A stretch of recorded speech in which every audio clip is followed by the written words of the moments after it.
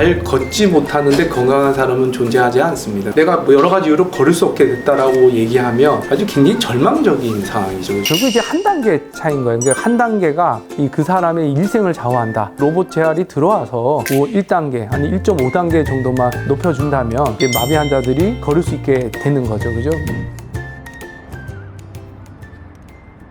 안녕하세요. 요즘에 뭐 TV, 유튜버 이런 데 보면 뭐 인공지능, 뭐 로봇 이런 얘기 굉장히 많이 나오죠. 공상과학 영화, SF 영화, 마블 영화 보면 사람이 이렇게 웨어러블 로봇을 입고 뭐 능력을 키워가지고 막 싸우는 게 있고 로봇이 그냥 알아서 막 걸어다니면서 싸움을 하죠. 사람같이 걷는 로봇은 휴머노이드 로봇 뭐 이런 식으로 얘기를 하는데 전투보다도 우리가 이제 실생활에 먼저 들어올 거라고 생각이 됩니다. 내가 잘 걸을 수만 있으면 인생이 얼마나 행복할까. 걷는 게 사실은 이제 물과 산소 같은 거예요. 막상 못 걷게 돼 보면 내가 잘 걷는 게 얼마나 소중한 건지를 알게 되는 뭐 이런 건데 우리가 이제 건강이라는 거를 따져봤을 때 잘 걷지 못하는데 건강한 사람은 존재하지 않습니다. 건강한 삶, 건강 수명 뭐 이런 걸 따질 때는 보행이 가능해야 된다. 그리고 잘 걸어야 된다. 두 번째는 이제 못 걷게 됐다. 내가 뭐 여러 가지 이유로 걸을 수 없게 됐다라고 얘기하면 아주 굉장히 절망적인 상황이죠. 휠체어를 타야지 되잖아요. 이동성을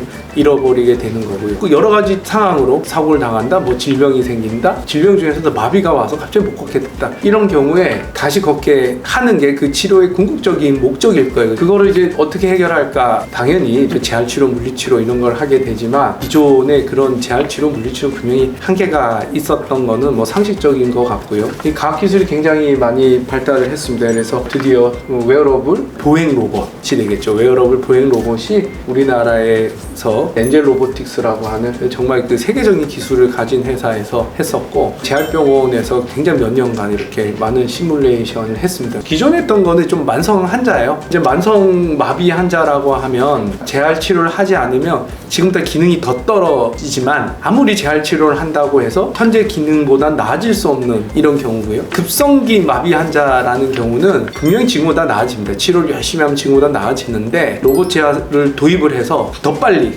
그리고 더 좋게 회복이 가능한 뭐 이런 거죠. 급성기의 로봇 재활은 아마 남양주 백병원에서 아마 국내 최초로 거의 도입을 한 걸로 제가 알고 있고요. 지난번에도 여러 번 말씀드렸지만 보행 분석, 보행 재활 뭐 이렇게 해서 저희가 엔젤 로보틱스라는 회사랑 MOU를 해서 굉장히 열심히 연구도 하고 열심히 치료를 할 생각입니다. 오늘은 보행 로봇에 대해서도 조금 보여드리고요. 구독자분들께서 조금 더 알기 쉽게 설명해 드릴 생각입니다. 영화에서 마치 보는 뭐 이런 그죠? 영화에서 보는 게 사실 눈앞에 참 이게 신기한 것 같아요. 그죠? 치료사님은 마비 환자는 아니고요. 상식적으로 설명을 해보면 이제 웨어러블 로봇이 이렇게 기능이 마비라서 떨어진 환자들을 훈련을 시켜서 이제 정상에 가까운 뭐 이런 게 있을 거고요. 두 번째는 이제 정상인의 기능을 확대하는, 예를 들어서 못 걷는 사람을 걷게 하는 재활 로봇이 있을 거고, 걷는 사람을 더 빨리 걷게 하고 뛰는 사람을 더 멀리 더 높게 뛰게 하는 뭐 이런 게 있겠죠. 지금 우리한테 필요한 건 신경과의 질환, 마비, 골절 뭐 이런 걸로 해서 기능이 떨어져서 정상 보행이 되지 않는 사람들, 걸을 수 없는 사람들을 걷게 하는 뭐 이런 게 훨씬 더 중요할 것 같습니다. 여기서 사실 중요한 거는 이제 안전이죠. fear of fall down 이런 식으로 설명하면 되는데 낙상에 대한 두려움이 없어져야 돼요. 예를 들어서 적어도 이 로봇 안에 있으면 내가 힘이 없더라도 넘어져서 다치지 않을 그런 게 없어야 돼요. 그래야지만 환자가 마음을 놓고 할 수 있다. 옆에 우리 이제 물리치료사 선생님들이 이렇게 따라다니는데 그 안전에 대한 게 굉장히 중요할 겁니다. 지금 이제 뭐 기본적인 것들을 평가하게 되는데요. 굉장히 이렇게 잘 만들어져 있어요. 등 뒤에 태블릿 PC도 있고, 그리고 이제 보행 분석이 됩니다. 걷게 되면 보행 분석이 되고 데이터가 실시간으로 나오고 바로 의사 선생님이랑 그다음에 우리 물리치료사 선생님한테 보고서가 나가게 되고 실시간 데이터랑 보고서를 가지고 다시 환자들한테 피드백을 해주게 되고, 이런 시스템을 통해서 환자를 최대한 정상에 가깝게 하는 그런 훈련들을 우리가 가능하게 되는 거죠. 뭐 이런 것들이 바로 과학기술의 발달로 지금까지 우리가 풀지 못했던 그 의학적인 난제들을 풀어갈 수 있을 거라고 생각이 듭니다. 지금 보면은 이제 기계가 많이 도와주게 되는데요. 기존에도 뭐 이런 이유가 있었죠. 기존에 있는 거는 러닝머신 위에 환자를 올리고 이렇게 걸어가지고 로봇 재활을 사실은 시키는 거고요. 기존에는 이제 그 로봇에다가 사람을 이렇게 집어넣어서 로봇이 그냥 움직이는 거예요. 움직임이 그냥 시뮬레이션만 해주는 거예요. 로봇에 사람이 들어가면 로봇이 걷는 형태를 만들어주면 시뮬레이션이 되는 거죠. 이제 그거는 사실 이제 간절히 굳지 말라고 하는 거죠. 실제적인 훈련은 아니고요. 이제 간절히 굳지 않도록 하고 누워만 있는 환자들은 쓰게 되면은 이제 기립성 저혈압이 오기 때문에 쓸 수가 없거든요. 근데 이제 이거는 환자가 주도하는 거죠. 환자가 이제 내가 움직인다. 움직임을 센서가 인식을 해서 힘이 부족하면 힘을 도와주고요. 관절 운동 범위가 적절하게 움직여야지 보행이 되기 때문에 운동 범위를 조율을 하는 거죠. 장비에 보면 굉장히 센서들이 많이 달려 있고 그 센서에 맞춰서 힘을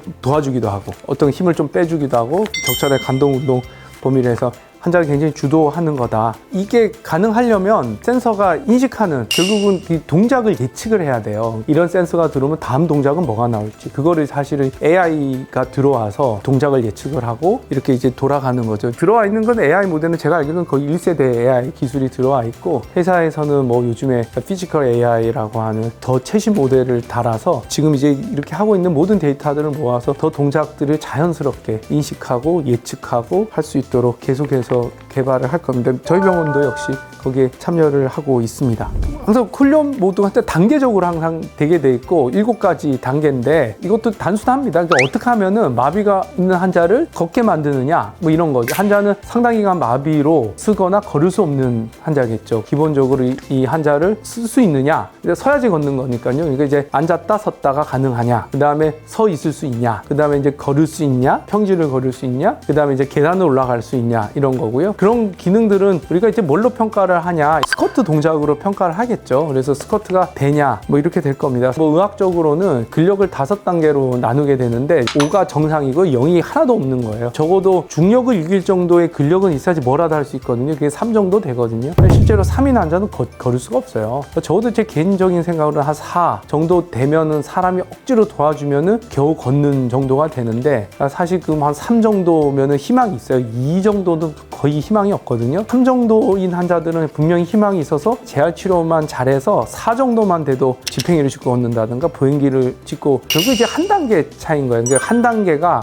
그 사람의 일생을 좌우한다. 로봇 재활이 들어와서 1단계 아니 1.5단계 정도만 높여준다면 마비 환자들이 걸을 수 있게 되는 거죠. 그죠? 그때부터 인생이 굉장히 중요한 문제들이 아마 해결이 될 겁니다. 보행 분석이 거의 실시간으로 되고 실시간으로 리포트로 나오고 그걸 가지고 나서 현재 상태를 파악을 하고 다음 단계에서는 우리가 어떻게 가야 되는지를 바로바로 피드백해서 할 수 있다. 이게 이 엔젤 로보틱스 M20 제품의 장점이고 아주 특징이다. 뭐 이렇게 설명을 드릴 수 있겠습니다. 한번 앉았다 섰다 한번 해볼까요?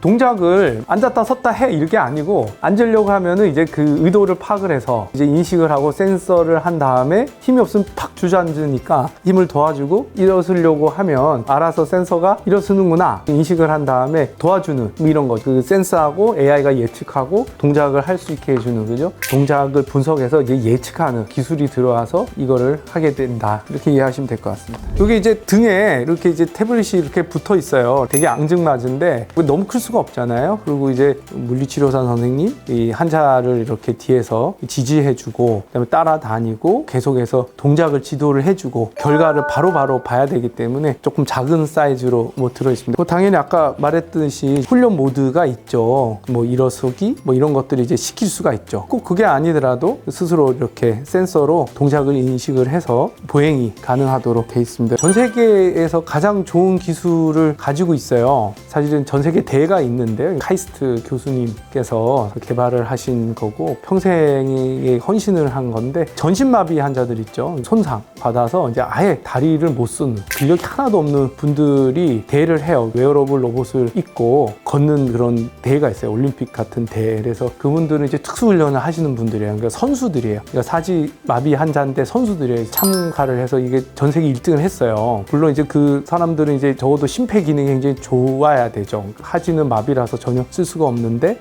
결국은 이제 웨어러블 로봇이 얼마나 잘 도와서 미션을 수행하는 거거든요. 뭐 전 세계 1등을 한 제품이기 때문에 이거는 뭐 전 세계에 자랑할 만한 일이고요. 착용하는 게 번거로워 보이긴 한데 이 로봇을 입고 벗고 하는데 시간을 굉장히 많이 줄였어요. 다른 제품, 외국 제품은 굉장히 오래 걸리고 가격도 굉장히 비싸서 도입을 하는 게 쉽지는 않습니다. 가격이 좀 싸야지 많은 의료기관에 도입해서 사용할 수가 있고 많은 환자들이 혜택을 입을 수가 있죠. 그 다음에 뉴스에 나온 건데 이 제품하고는 좀 다른데 환자가 휠체어에 있으면은 웨어러블 로봇이 이렇게 다가와서 정말 아이언맨처럼 이제 자동으로 웨어러블 로봇을 탁 입혀주는 뭐 이런 것까지도 개발이 돼 있어요, 회사에서. 나중에는 막 더 상용화가 되면 알아서 로봇이 와서 정말 영화처럼 사람 몸에 입혀서 환자를 세우고 걷고 그런 시대도 미래에는 가능하지 않을까 뭐 이렇게 생각해 봅니다.